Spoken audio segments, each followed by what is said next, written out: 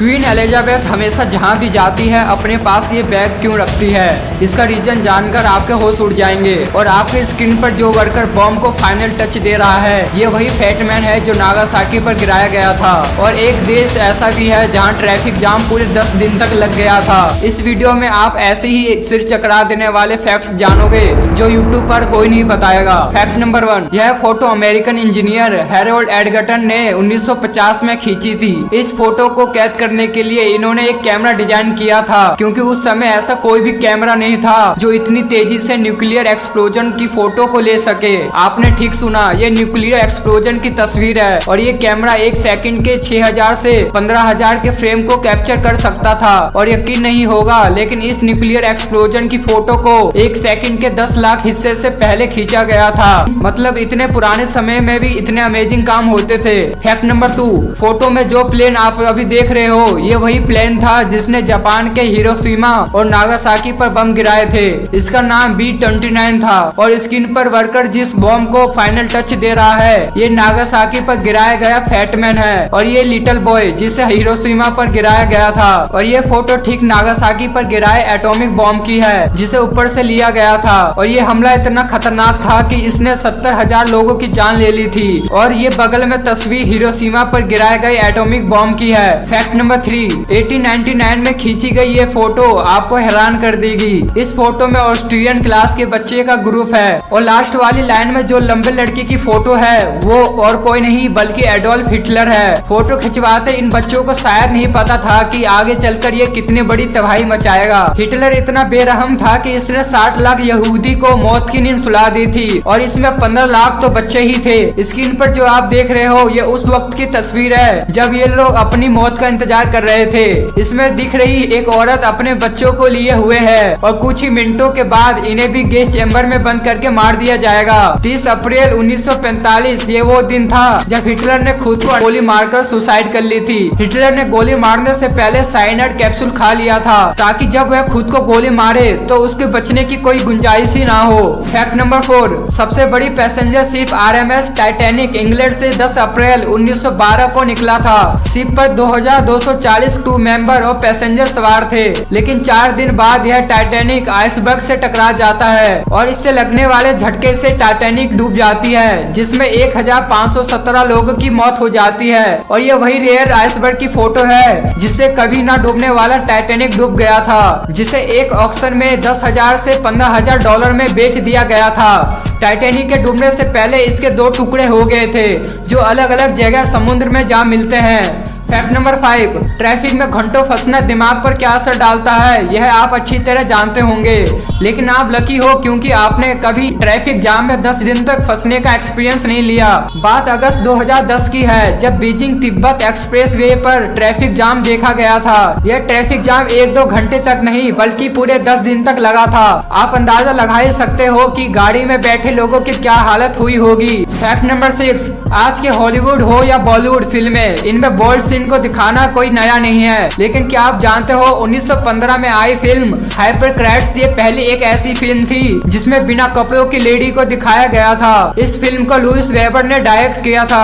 और फिर 54 साल बाद एक फिल्म आई जिसमें बिना कपड़ों के आदमी को दिखाया गया था। इस फिल्म का नाम था वुमेन इन लव जो फिल्म रिलीज होने के बाद एक ऑस्कर अवार्ड भी जीत जाती है। फैक्ट नंबर 7, आज मैं जिस आदमी से आपको मिलाने जा रहा हूँ ये 1-2 नहीं बल्कि 32 लैंग्वेज का ज्ञानी है। हिजियानिस इकोनोमस जब छोटे थे तो ये उन जगहों पर घुमा करते थे जहाँ जर्मनी, जापान और काफी देश से टूरिस्ट घूमने आते थे। वो जो भी बोलते थे उन्हें समझ तो नहीं पाते थे लेकिन 7 साल बाद ही इकोनोमस ने लैंग्वेज को बोलना शुरू कर दिया था और आज ये अरबी, मैंड्रिन, तुर्की और फारसी के साथ 32 लैंग्वेज बोल लेते हैं। लेकिन ये तो कुछ भी नहीं है, लाइबेरिया में पैदा हुए जियाद फजा 59 लैंग्वेज को बोल सकते हैं। फैक्ट नंबर 8, इतिहास में राजाओं की मौत हो जाने पर उनकी याद में घोड़े पर बैठे स्टेचू बनाए जाते थे जिसे आप बस देखकर ही पता लगा सकते हो कि वह शख्स कैसे मरा था। स्टेचू में घोड़े की पैर बताती है कि वो आदमी कैसे मरा था। मान लो कि एक स्टेचू है, अगर स्टेचू में घोड़े के सामने 2 पैर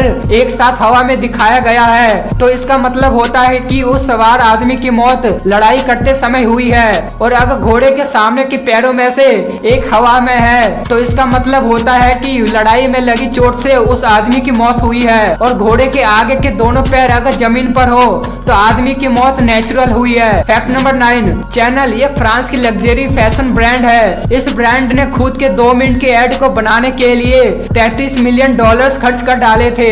2004 में रिलीज हुई चैनल नंबर 5 नाम की एक परफ्यूम एड निकाली गई थी, जो आज तक की सबसे महंगी एड है। इसमें काम करने के लिए कोई मामूली एक्ट्रेस को नहीं रखा गया था, बल्कि इस एक्ट्रेस का नाम निकोले किडमैन था, जिन्होंने इस एड को करने के लिए $3 मिलियन तक चार्ज किए थे। और आज ये दुनिया की सबसे फेमस परफ्यूम है। इसका अंदाजा आप इस बात से लगा सकते हो कि एक्ट्रेस मैरिलिन मुनरो सोने से पहले इसी परफ्यूम का इस्तेमाल करती थी। फैक्ट नंबर 10, गिरते हुए बिजनेस को वापस खड़ी करने में एक एड का कितना बड़ा रोल होता है, इसका अंदाजा आप इस बात से लगा लोगे। बात 1980 की है, जब नाइक ने एक just do it campaign launch किया था, सिर्फ रीबॉक को हराने के लिए। क्योंकि एक समय ऐसा आया था जब रीबॉक के जूते नाइकी को कड़ी टक्कर दे रहे थे। लोग रीबॉक को नाइके से ज्यादा पसंद कर रहे थे, जिसके बाद 1980 में Nike just do it campaign launch कर देता है और 1998 में ये नाइकी के लिए एक हिट साबित होती है। नाइके के जो $800 मिलियन जूते बिक रहे थे, वो 1998 तक इसकी बिक्री $9.2 अरब से ज्यादा हो गई थी। और आज नाइकी का ये just do it slogan trademark बना हुआ है। फैक्ट नंबर 11, पोवेगलिया इस आइलैंड का नाम है। इस आइलैंड को कई पैरानॉर्मल फिल्मों में दिखाया जा चुका है। ये वेनिस में बसा एक वीरान आइलैंड है। इसके पीछे की कहानी काफी कुछ बताती है। यहाँ आए लोग कई बार आत्माओं को देखने की बात करते हैं, तो कुछ को किसी के होने का एहसास होता है। इस आइलैंड पर जाने के लिए हर किसी के लिए रोक लगाई गई है, लेकिन लोगों की इसमें दिलचस्पी बढ़ने के बाद इसे सिर्फ दूर से देखने के लिए छूट दी गई है। इस आइलैंड पर 20वीं शताब्दी में बुबोनिक प्लेग से जूझ रहे लोगों का इलाज होता था, लेकिन बाद में 1920 में इस आइलैंड को मेंटल लोगों के इलाज के लिए इस्तेमाल किया जाने लगा।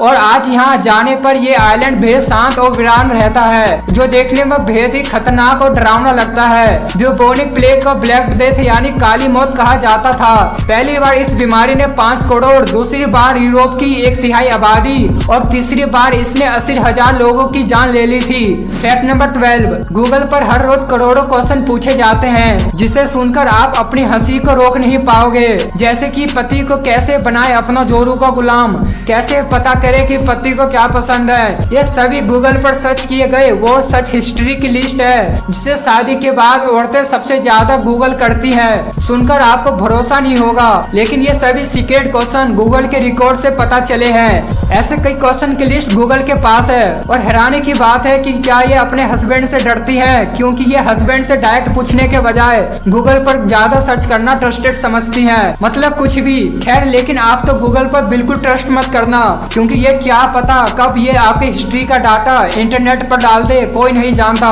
फैक्ट नंबर 13, जब वर्ल्ड वॉर 1 की लड़ाई लड़ी जा रही थी, तब 25 साल के वॉल्टर यो को समुद्र में जहाज से हमले में चोट लग जाती है। इस हादसे से इनकी आंखों की दोनों पलकें जल जाती है। वर्ल्ड वॉर 1 में दोनों पलकें जल जाने के बाद इन्हें दुनिया की पहली प्लास्टिक सर्जरी में से एक से गुजरना पड़ा था। वॉल्टर यू पहले आदमी थे जिनका पहली बार एडवांस प्लास्टिक सर्जरी और स्किन ट्रांसप्लांट किया गया था। ये सर्जरी चोट से भी ज्यादा दर्दनाक थी, आप अभी स्क्रीन पर देख ही सकते हो। इस ऑपरेशन को हेरोल्ड गिलीज ने 1917 में किया था। इन्होंने यू की चेस्ट से स्किन हटाकर चेहरे और आंखों के लिए मास्क तैयार किया था। फैक्ट नंबर 14, रेडियम की खोज करने वाली मेरी क्यूरी को नोटबुक आज भी लीड के बॉक्सेस में संभाल कर रखी गई है। पोलोनियम और रेडियम के कांटेक्ट में आने की वजह से जो भी चीज इनके कांटेक्ट में आए थे, आज ये सभी रेडियो एक्टिव है और आने वाले 1500 सालों तक ये ऐसा ही रहेगा। रेडियम पर रिसर्च करने की वजह से इन्हें बहुत रेयर बीमारी प्लास्टिक एनीमिया हो चुका था। इस बीमारी ने मैडम क्यूरी के शरीर में रेड ब्लड सेल्स बनाना बंद कर दिया था, जिस वजह से 1934 में मैरी क्यूरी की मौत हो गई थी।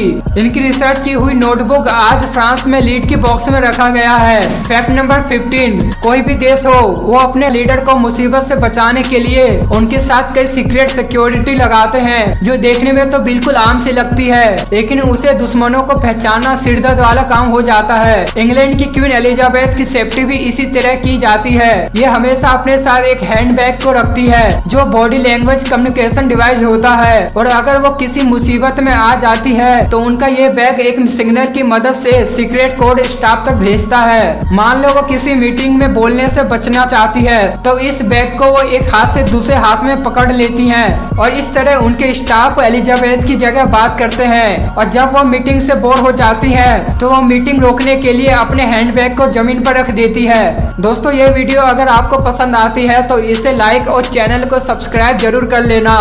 तो करना।